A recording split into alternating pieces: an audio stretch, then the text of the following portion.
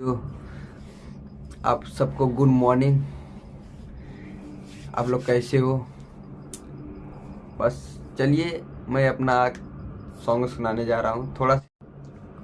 सैया से बेसी ई मजा लेता, सैया से बेसी ई मजा लेता, देवरा हो ढोणिया में रंग डाल देता, कि देवरा हो ढोणिया में रंग डाल देता। हाथे पीछे कारी लेके जो बना छुआवे, धके कवारी सखी बुझनी बुझावे, बुझनी बुझावे सखी बुझनी बुझावे।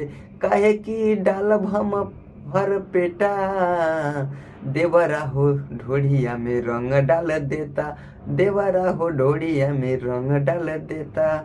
आशीष राजा के धन करे धुआं, हो धन करे धुआं, हो धन करे धुआं।